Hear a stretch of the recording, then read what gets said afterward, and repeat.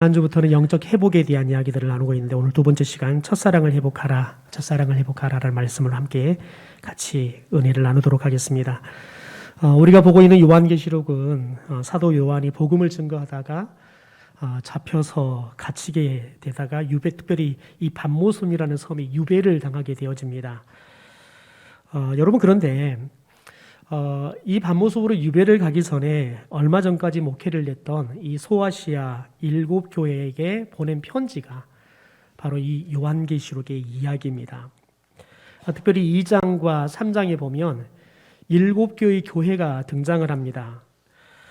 여러분, 그런데 이 7개의 교회가 이렇게 순서별로 쭉 나오는데 도대체 이 순서가 어떻게 이렇게 정해졌을까? 많은 학자들은 아마 반모섬에서 가장 가까운 에베소 교회부터 시작해서 이게 시계 방향으로 이렇게 쭉 돌면서 편지를 전달을 하는데, 편지를 배달하기에 가장 적합한 거리부터 해가지고 시계 방향으로 이렇게 등장하는 교회들의 이름을 지금 2장과 3장에 기록했을 것이다. 이렇게 해석을 합니다. 그러니까 반모섬에서, 유배하고 있는 반모섬에서 가장 가까운 교회가 에베소 교회라는 말이죠. 그다음 더 중요한 건 뭐냐면 이 에베소 교회를 통해서 나머지 소아시아에 있는 교회들이 결국은 복음을 듣고 교회가 세워지는 그런 일들이 일어납니다. 그런 측면에서 이 에베소 교회는 굉장히 중요한 그런 교회이기도 했습니다. 여러분, 그런데 오늘 1절의 말씀을 보면 이 사도 요한에게 소아시아 7교회에게 편지를 쓰라고 지시하셨던 예수님을 이렇게 소개를 합니다. 오른손에 있는 7별을 붙잡고 7금 촛대 사이에 다니시는 이렇게 소개를 하죠. 그러니까 예수님의 모습을 두 가지로 기록을 하고 있습니다. 예수님이 오른손으로 7별을 붙잡고 있다. 그리고 동시에 그러면서 예수님께서 7금 촛대 사이를 다니신다라고 이렇게 표현을 하고 있습니다. 여러분, 그런데 이 말씀은 무엇을 이야기하냐면 예수님께서 십자가에 죽으시고 다시 부활하시고 승천하셔서 하나님 우편에 앉아 계십니다. 그러니까 천국의 하나님의 우편에 앉아서 일하고 계십니다. 지금도 일하고 계십니다. 어떻게 일하시냐? 그분은 졸지도 주무시지도 않고 끊임없이 우리를 위해서 기도하시면서 일하고 계신다. 그런데 오늘 말씀은 조금 더 구체적으로 예수님께서 어떻게 일하시느냐 이것을 보여줍니다. 여러분, 그런데 예수님께서 7별을 붙잡고 있다라고 이야기를 해요. 그런데 1장 20절의 말씀을 보면 7별을 뭐라고 합니까? 7개의 교회를 7별이다라고 이렇게 이야기를 해요. 그러니까 예수님께서 7개의 교회를 붙잡고 있다라고 이야기한단 말이죠.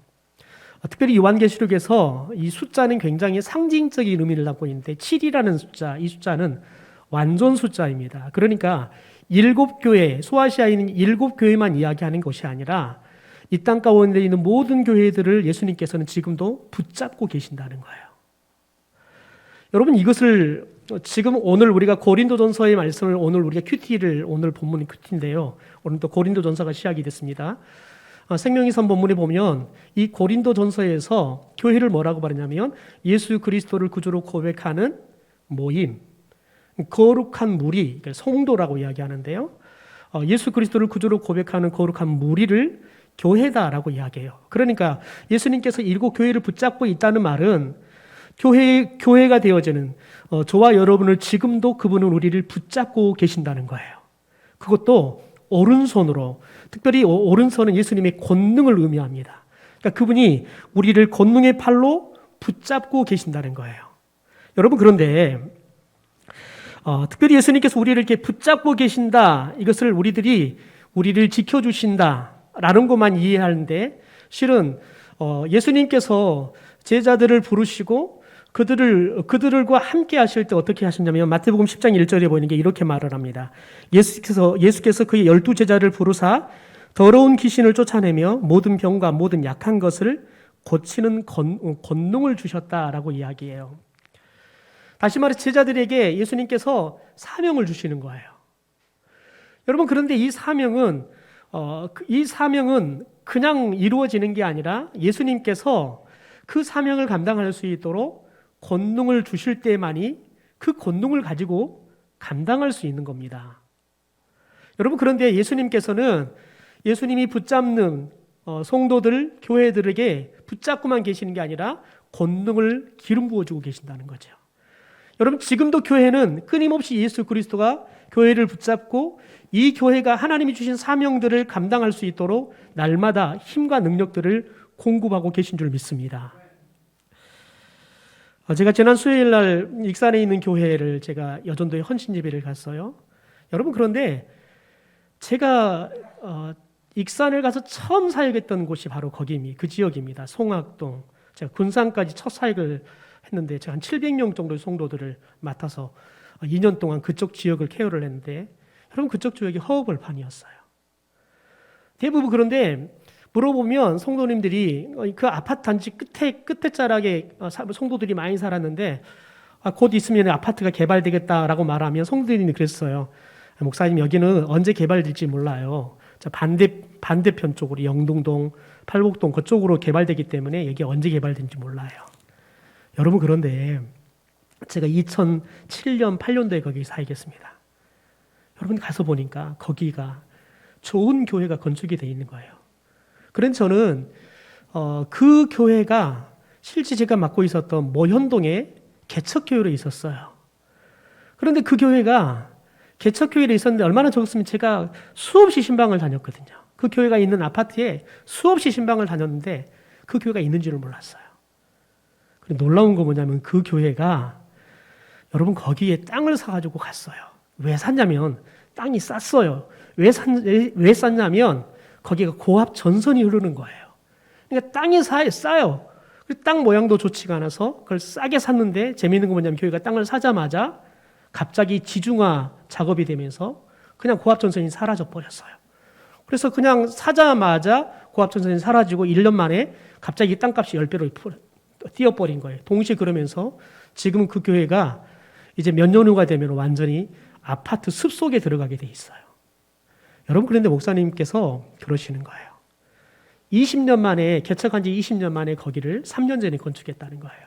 그런 돈 하나도 없이 건축했다는 거예요. 어떻게 건축한지를 모르겠대요. 거기도 살려고 산 게 아니라 부동산 하시는 분이 갑자기 땅 났는데 목사님 땅 사볼래요? 그러더라는 거예요. 아니, 저희 돈 없어요. 한번 봐보세요. 그런데 땅이 너무 싸고 마음이 있어서 장로님들한테 이야기했더니 장로님들이 한결같이 그러더래요. 당해도 안 보이는데 목사님 빨리 사요 그냥. 그러더래요. 그래 그냥 당해도 안 보이고 한 장로님께서 돈 빌려와가지고는 그냥 땅을 샀대요. 그렇게 지었다는 거예요. 그래서 목사님 교회 어떻게 지었어요? 했더니 몰라 나도. 어떻게 지은지를 모르겠어 그러는 거예요. 빚이 많이 있죠. 여러분, 그런 놀라운 거 뭐냐면은 여러분 제가 어디 있는지도 몰랐던 그 교회가 하나님께서 끊임없이 일함으로 지금은 한 150명이 모이는 교회가 되었다는 거예요. 목사님이 그래요. 어떻게 우리 교회가 이렇게 여기에 성전을 짓고 이렇게 부흥할 수 있었는지 자기로는 해석이 되지 않는다는 거예요. 다른 목사처럼 제가 탁월하게 목회를 잘한 것도 아닌 것 같은데 하나님께서 우리 교회를 사랑해 주시고 계속해서 은혜를 주셨다는 거죠. 여러분, 그게 오늘 말씀에 예수님께서 교회를 붙잡고 있다는 거예요. 붙잡으시고 교회에게 끊임없이 하나님의 교회로 이 땅 가운데 서갈 수 있도록 성령으로 권능과 능력들을 기름 붓고 계신다는 거지요. 더 나아가 여러분 오늘 말씀에 보면 여러분 특별히 예수님께서 7 금초대 사이에 다니신다라고 이야기를 해요. 여러분, 그런데 7 그 촌대 사이는 7 교회를 가르칩니다. 그런데 여러분 여기서 보면 이 금초대 사이를 다닌다라는 말씀이 뭐냐면 이 사이를 다니면서 교회들을 보살피고 끊임없이 그리고 계속해서 돌보시고 계신다는 거죠. 그러니까 예수님께서는 교회를 끊임없이 여러분 바라보시고 이 교회가 뭐가 필요한지 그것들을 살피셔서 때를 따라서 끊임없이 하나님께서 필요한 것들을 공급하고 계신다는 거지요. 그러므로 여러분, 저와 여러분이 지금 바라보고 있는 우리 교회는 앞으로 10년, 20년 후가 되면 저와 여러분이 상상할 수 없는 하나님의 은혜가 공급되어서 그 은혜의 열매가 풍성하게 맺은, 그래서 지금보다 10년, 20년 후가 훨씬 더 영광스러운 교회로 변화될 줄 믿습니다. 여러분, 그런데 오늘 우리가 만나는 이 에베소 교회는 사도 바울이 개척한 교회입니다. 원래 2차 선교 여행을 갈 때 잠깐 머물렀는데 여의치 않아서 얼마 머무르지 못하고 왔습니다. 그리고 3차 전도여행을 갔을 때 그곳에 이제 2년 동안 머물면서 두란노 소원에서 정말 눈물과 기도와 사랑으로 이 에베소 교회를 양육하게 되어집니다. 특별히 여러분 이 두란노 소원을 중심으로 이제 2년 동안 사도 바울이 얼마나 말씀을 열심히 가르쳤는지 몰라요. 여러분 그런데 놀라운 거 뭐냐면 2년의 이 사역을 통해서 소아시아 다른 지역에 있던 다른 도시에 있던 많은 사람들이 이 두란노 서원에 와서 바울로부터 말씀을 가르침을 받아요. 그리고는 이 사람들이 다시 자기들이 살고 있는 도시로 다 가가지고 거기에서 복음을 전하고 교회를 세웠어요. 여러분 그래서 세워진 교회가 오늘 우리가 읽지 않았지만 요한계시록 2장과 3장에 등장하는 7개의 교회가 바로 그렇게 해서 부흥한 교회입니다. 그러니까 여러분 사도 바울은 에베소 교회만을 위해서 사용한 것처럼 2년 동안 두란노 소문에서 열심히 복음을 전했는데 놀라운 것은 시간이 지나니까요. 거기에 와서 복음을 들었던 사람들이 다시 돌아가서 그들이 살고 있는 도시 가운데 복음을 전하고 교회가 세워져서 7개의 교회가 완성이 됐다는 거죠. 그러니까 에베소 교회는 소아시아 지역에 있는 복음의 센터와 같은 복음의 요람과 같은 교회였다는 거지요. 여러분 그런데 특별히 이 에베소라는 지역은 고린도 지역에 버금갈 만큼 문화적으로 예술적으로도 굉장히 발달한 도시였습니다.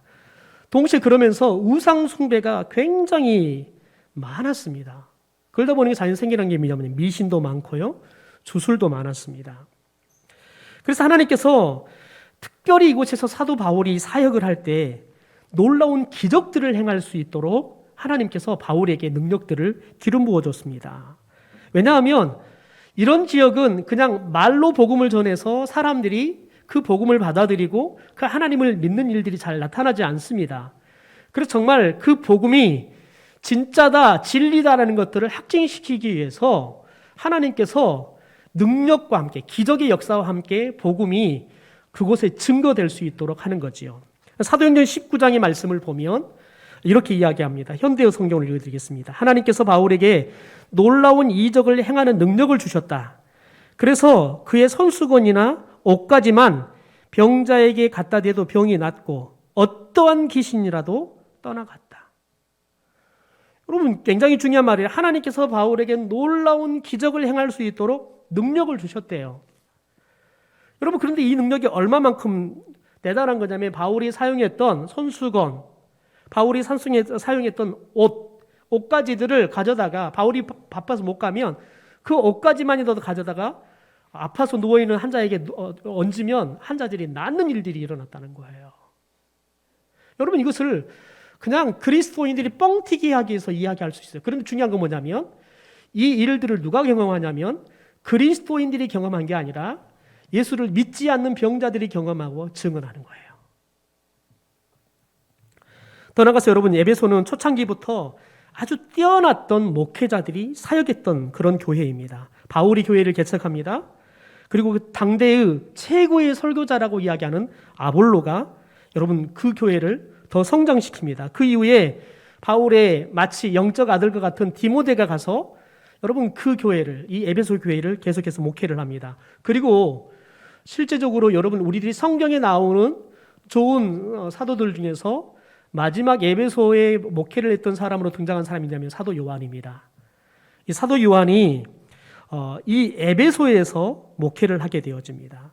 여러분 그런데 이 에베소에서 사역을 할 때 특별히 이 에베소가 놀랍게 폭발적인 부흥의 역사를 일으키게 되어집니다. 그런데 여러분 에베소 교회는 단순하게 막 예수 믿는 숫자만 이렇게 막 늘어난 게 아니라 사람들이 복음을 받아들이면 회개를 해요. 회개를 하는데 그냥 단순하게 그냥 가정의 식구들이나 알 정도의 그런 회개가 아니라 이 에베소 지역 온 도시가 발칵 뒤집힐 정도로. 왜냐하면 여러분 복음을 듣고는 이렇게 마술을 하고 먹고 살았던 사람들이 회개를 해요. 그래서 그런 주술에 관련된 책, 마술에 관련된 책들을 다 가져와서 태워버려요. 직업이 완전히 바뀌어버리는 거예요. 그것 때문에 여러분 이 에베소가 완전히 새로운 영적인 문화가 새롭게 여러분 형성이 돼버리는 거예요. 그러니까 온 도시가 뒤집어져 버리는 거예요.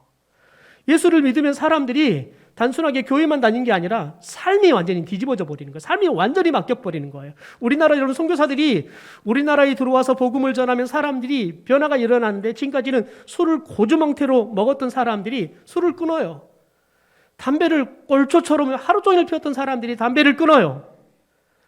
그러니까 사람들이, 아니 그렇게 술을 먹던 사람이 그래서 날마다 주정하고 다니고 가족들을 늘 집에 가면 폭력 쓰고 일은 않고 날마다 술이 채워서 살았던 이 무능했던 사람들이 예수를 믿고 나니까 갑자기 부지런해지는 거예요. 가정을 책임지는 거예요. 더 나아가서는 교회를 위해서 그들이 가지고 있는 것을 내어놓고 헌신하는 거예요. 사람들이 완전히 뒤집어지는 거죠. 이 에베소가 그렇다는 거예요. 에베소 성도들이 그랬다는 거예요. 여러분, 그런데 이런 에베소 교회가, 바울이 특별히 얼만큼 에베소 교회를 사랑했냐면, 옥중서신을 보내면서 이 에베소 교회를 생각할 때마다, 감옥에 있는데 에베소 교회를 생각할 때마다 내가 너무 기쁘다, 이렇게 표현을 해요.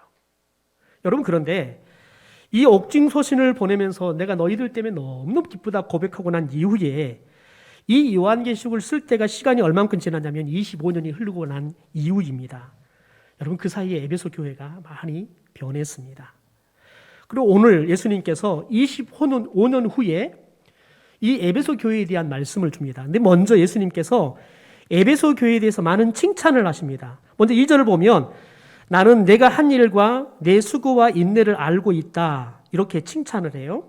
다시 말해서 에베소 교회 성도들이 말씀대로 살려고 열심히 노력했다는 거예요. 헌금도 정말 열심히 드리고, 또한 선교도 열심히 감당하고, 교회 일을 그 어떤 교회보다 열심히 했던 교회가 바로 에베소 교회의 성도들이었다는 겁니다. 더 나아가서는 이 에베소 교회는 인내하는 교회였다는 거예요. 한 번 시작하면 쉽게 포기하지 못하고 마지막까지 그 일들을 이루어내는 끈기와 인내가 있는 교회였다는 겁니다. 또 2절의 말씀 그 이후 이렇게 말합니다. 또 나는 내가 악한 자들을 참고 내버려 둘 수 없는 것과 사도가 아니면서 사도라고 자칭하는 자들을 시험하여 그들이 거짓말쟁이임을 밝혀낸 것도 알고 있다라고 이야기해요. 그러니까 여러분, 교회를 다닌다고 말하면서 세상의 음란한 문화나 물질의 문화에 물들어가지고 타락해버린 성도들을 그냥 뭐 밖에서 그렇게 살든 말든 뭐 교회만 왔다 가도 그냥 아무런 말을 하지 않는 거예요. 이게 보통의 교회라는 거예요. 그런데 여러분, 에베소 교회는 밖에서 이 사람들이 죄를 짓고 산다, 세상의 문화에 취해버렸다, 그러면 반드시 그것들에 대해서 눈 감지 않았다는 거예요. 지적했다는 거예요. 여러분, 그런데 고린도 교회는 반대였어요. 밖에서 여러분 큰친 상간에 성적 범죄를 저질러도, 그래서 교회 와서 멀쩡하게 자기들 신앙 좋은 것처럼 열심히 해도 눈 감았어요. 말하지 않았다고요. 그런데 에베소 교회는 성도들이 예수를 믿는데 밖에 생활하면서 예수 믿는 사람답지 않게 살았을 때 분명하게 그것에 대해서 지적하고, 받아들이지 않은 사람들은 이 교회에 발을 못 붙이겠다는 거예요. 왜냐하면 그런 사람들이 들어오면서 교회가 거룩성을 상실해버리기 때문에 그렇습니다. 더 나아가서는 사람들이 나는 사도다라고 이야기해요. 지 스스로가 사도라고 이야기하는 거예요. 그러면 반드시 이 사람이 진짜 사도인지 아닌지를 시험해가지고 거짓말쟁이들은 밝혀내가지고 다 몰아냈다는 거예요. 그만큼 여러분, 에베소 교회는 여러분 진짜 이 사람이 전하는 복음이 진짜 복음인지 아니면 거짓 복음인지, 이 사람이 진짜 사도인지 아닌지를 분별할 수 있는 영적 분별력이 있었다는 거예요. 왜 그럴까요? 왜냐하면 사도 바울에게, 아볼로에게, 디모데에게, 사도 요한에게 말씀 훈련을 통해서 이들이 철저하게 제자 훈련이 된 거예요. 말씀 앞에 그들이 철저하게 깨어 있는 거죠. 여러분, 그래서 고린도 교회를 향해서 뭐라고 말하냐면 하나님께서는 모든 지식에 풍부한 교회였다, 풍성한 교회였다라고 이야기해요. 그렇듯이 이 에베소 교인들이 고린도 교인들보다 훨씬 더 성경에 대해서 여러분이 해박한 지식을 갖고 있었어요. 그러면서 다른 사람이 말하는 것들을, 살아가는 모습들을 분별할 수 있는 그런 교회였다는 겁니다. 여러분, 더 나아가서는 특별히 여러분, 에베소 교회는 니골라당이라는 악한 이단들의 침투를 잘 막아내고 이겨냈던 교회였다고 칭찬을 합니다. 6절에 보면 그런데 내게는 잘하는 일이 있다. 너는 니골라당이 하는 일을 미워한다. 나도 그것을 미워한다 라고 이야기해요. 여러분, 이 니골라당이 어떤 이단이었냐면 영지주의자들 중에서 한 부류에 속하는, 그러니까 영지주의자 이단을 따르는 한 분파에 속해 있는 사람들이 니고 달라다닙니다. 그런데 이때 당시 초대교회 곳곳으로 이 영지주의 이단들이 들어가서 교회를 혼란케 했습니다. 그래서 여러분 신약 성경에 등장하는 이단들 중에서 가장 많이 등장하는 사람들이 이 영지주의자들입니다. 여러분 그런데 이 영지주의 이단은 보이지 않는 영적인 세계가 중요하다. 그러니까 사람이 영혼이 중요하고 여러분 육적인 세계, 육체는 중요하지 않다는 거예요. 왜냐하면 이건 부정하니까. 그러니까 여러분 이들은 육체적으로 아무렇게 살아도 별 문제가 되지 않는다고 생각했어요. 예수 그리스도를 믿고 믿으면 됐지. 왜냐하면 영혼만 구원받으니까 육체는 구원받지 못하니까 육체를 가지고 어떤 죄를 지어도 내가 예수 믿으면 구원받을 수 있다 생각했던 거지요. 여러분 그래서 그때 당시에 교회를 다니지만 밖에 나가서는 헬라의 우상들을 그냥 섬겼어요. 그래서 그들의 신전에 가서 그냥 우상을 숭배하기도 하고 또 특별히 이 이방 신전들은 어떤 일들이 일어나냐면 성전 창기가 있어서 이방 신을 예배하면서 이 성전 창기와 함께 성적 관계를 갖는 겁니다. 그런 걸 뻗어시 하는 거예요. 그러니까 성적으로 완전히 타락해버리고 완전히 이단에 물이 들어버린 거죠. 그러면서도 교회 와요. 여러분 그런데 이런 것에 대해 철저하게 걸러냈다는 거예요.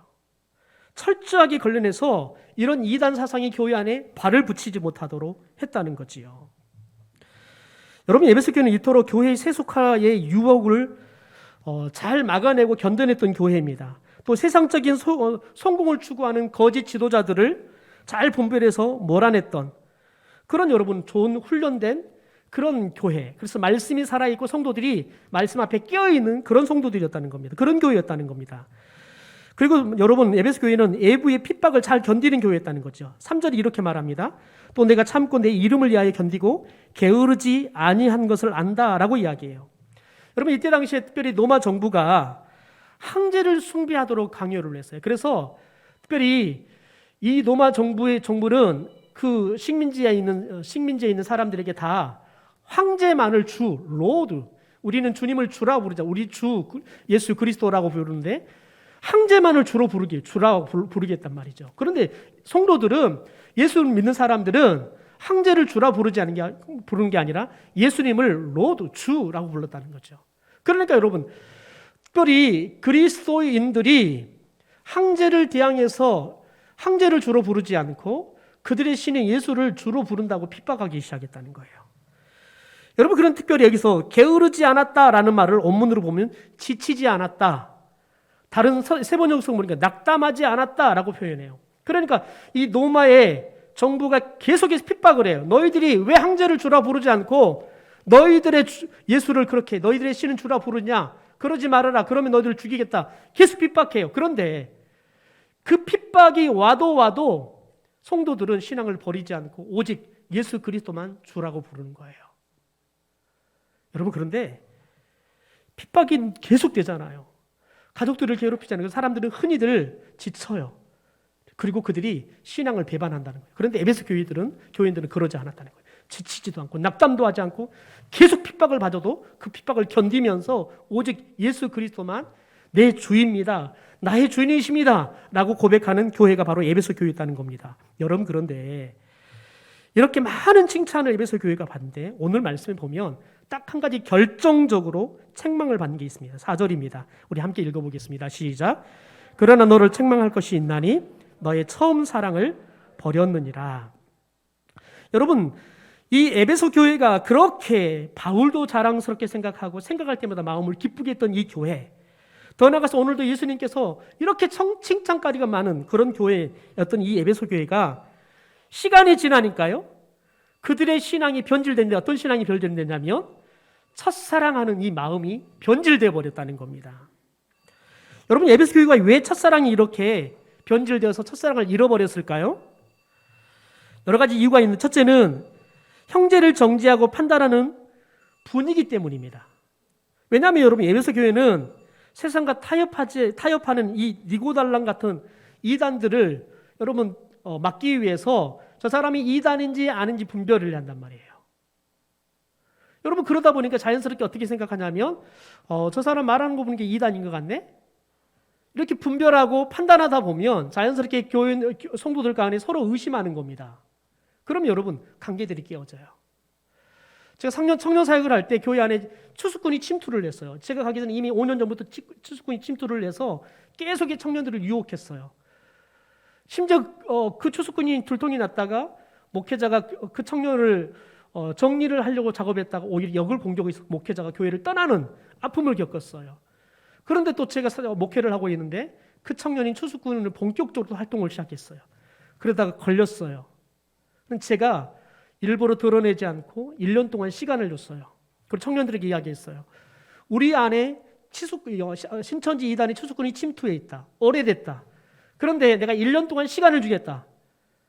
자수하고 돌아오면 다시 하나하나 교정할 수 있도록 교육 프로그램과 모든 것들을 다 제공하겠다. 그 대신 절대 신천지 이단에 빠졌다고 밝히지 않겠다.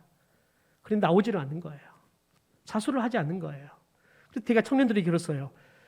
내가 1년의 시간을 주겠지만 돌아오지 않으면 우리 청년들을 보호하기 위해서 이 사람을 내가 반드시 내가 밝히고 이 사람이 신천지 나오지 않겠다 그러면 출교를 시킬 것이다. 근데 여러분이 기억해야 한다. 내가 이 사람이 추수꾼이다라고 이야기하면 여러분이 설마 그 사람이요 라고 이야기할 것이다. 근데 내 말을 그때 믿어라. 여러분 그런데 1년의 시간을 줬는데 그 청년이 나오지 않았어요. 그러다가 다른 여자 집사를 결국은 끌고 가다가 걸렸어요. 모든 자료들이 다 나와가지고 걸렸는데 여러분 그래서 어쩔 수 없이 그 청년을 대면하고 너가 신천지 나온다 그러면 교육을 마치고 다시 건강한 신앙생활을 하겠다 했더니 자기는 신천지로 가겠다는 거예요. 나는 신천지의 진짜 진리를 발견했다는 거예요. 그래서 어쩔 수 없이 보고서를 쓰고 당회에 올려서 출교를 시켜달라라고 요청을 했어요. 청년들에게 밝혔어요. 여러분 그런데 놀라운 거 뭐냐면 청년들이 믿지를 않아요. 청년들이 믿지를 않아요. 더 놀라운 건 그 사건 이후부터 청년들이 다른 청년이 전화를 하면 그냥 불편한 거예요. 혹시 사람이 추수꾼이어서 나를 또 유혹하려고 나에게 전화 온 건 아닌가? 청년들이 밥만 먹자 그래도 사람들이 그러는 거예요. 그러니까 여러분 청년 공동체가 전혀 여러분 영적 교제가 일어나지를 않는 거예요.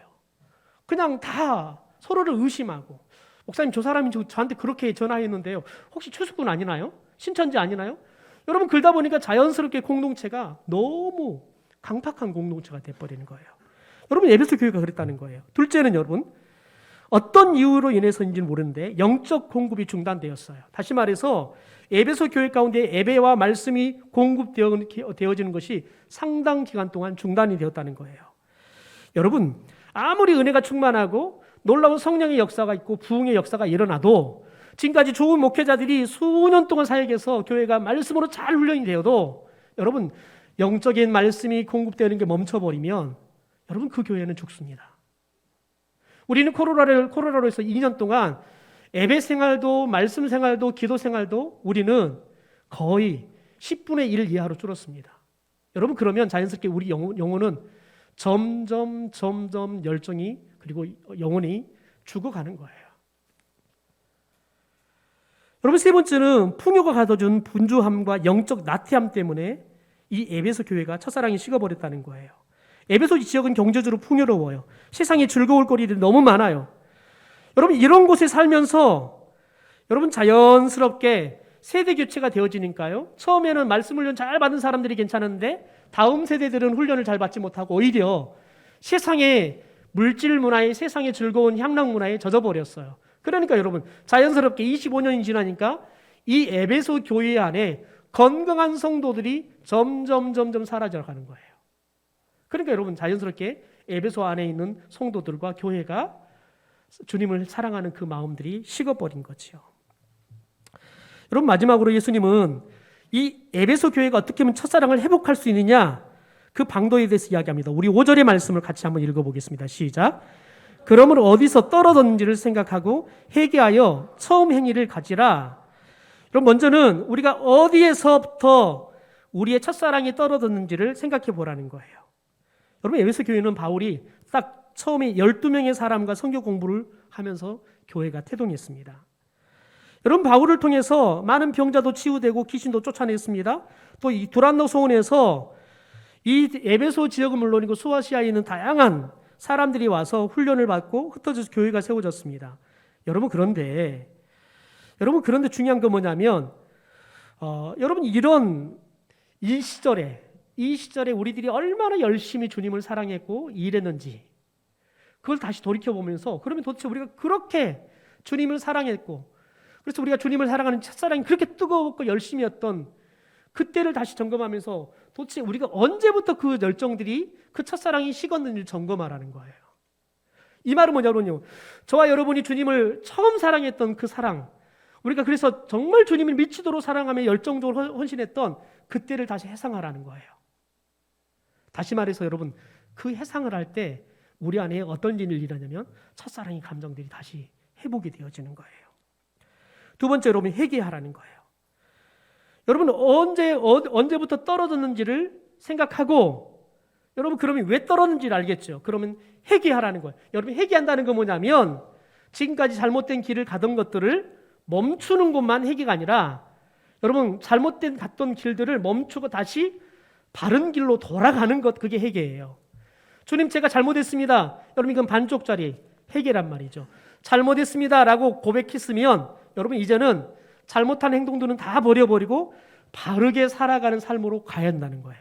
그래야지만 여러분 진짜 회개라는 거지요. 또 나아가서는 마지막 여러분 재헌신해야 된다는 거예요. 이 말을 우리는 오늘 성경에 보면 처음 행위를 가져라 라고 이야기해요. 여러분 이것은 주님을 처음 만났을 때 주님께서 우리를 하나님의 아들로 부르지만 동시에 우리에게 사명을 주시죠. 그럼 베드로를 보십시오. 베드로가 예수님을 부인하죠. 그런데 부활하셨던 예수님께서 갈릴리 바다를 찾아옵니다. 밤새 고기를 잡고 있는 베드로를 찾아오십니다.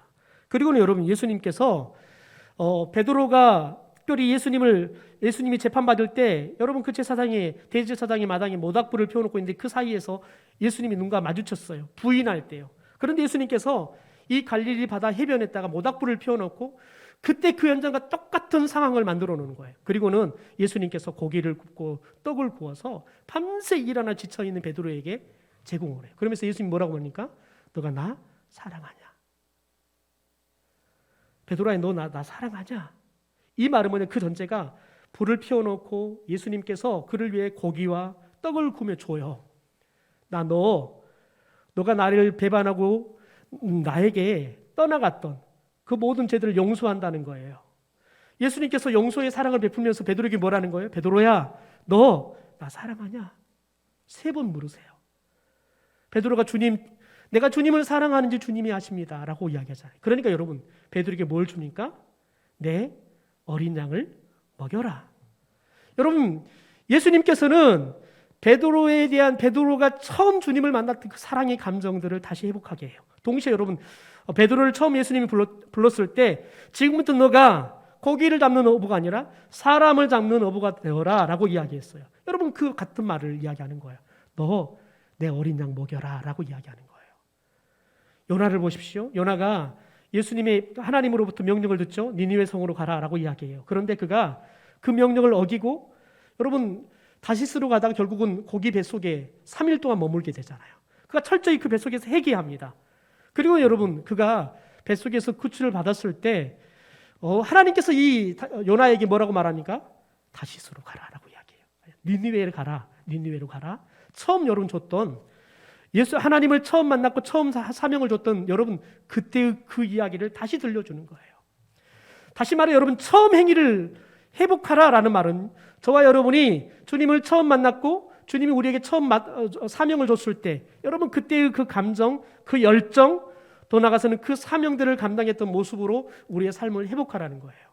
여러분은 어떻습니까? 여러분은 주님을 사랑합니까? 예배하면 여러분 가슴이 뜨겁습니까? 찬양하면 여러분의 가슴이 울컥울컥 하십니까? 우리가 첫사랑이 식어버리면 교회 오기가 싫어요. 예배를 드려도 아무런 감정이 없어요. 하나님의 일을 하면 할수록 일이 아니라 고역이에요. 기쁨이 없어요. 일을 하면 할수록 같이 일하는 사람 싸워요. 다투어요. 여러분 그러면 이미 우리 안에 첫사랑이 식은 거예요. 첫사랑이 식은 거라. 여러분 첫사랑이 우리 안에 있으면 보기만 해도 행복해요. 목소리만 들어도 기쁘다고요. 그를 위해서 음식을 만들고 그를 위해서 그 어디를 가도 피곤하지 않아요. 그게 첫사랑이에요.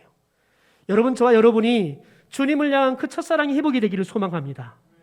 더 나아가서 여러분, 주님을 향한 첫사랑이 회복될 뿐만 아니라 여러분이 여러분의 삶의 자리에서, 가정에서 부부와 부부 사이의 첫사랑이 회복되기를 소망합니다.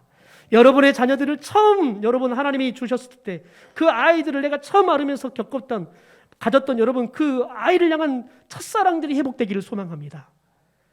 여러분, 그래서 저와 여러분이 이 예배당에서는 물론이고 저와 여러분이 살아가는 가정, 삶의 모든 자리 안에서 하나님과 사람들 사이에서 첫사랑이 회복되어짐으로 말미암아 저와 여러분의 삶의 모습이, 또 사람과의 관계, 하나님의 관계가 다시 온전하게 회복이 되어지는 그런 은혜가 있게 되기를 주님의 이름으로 축원합니다.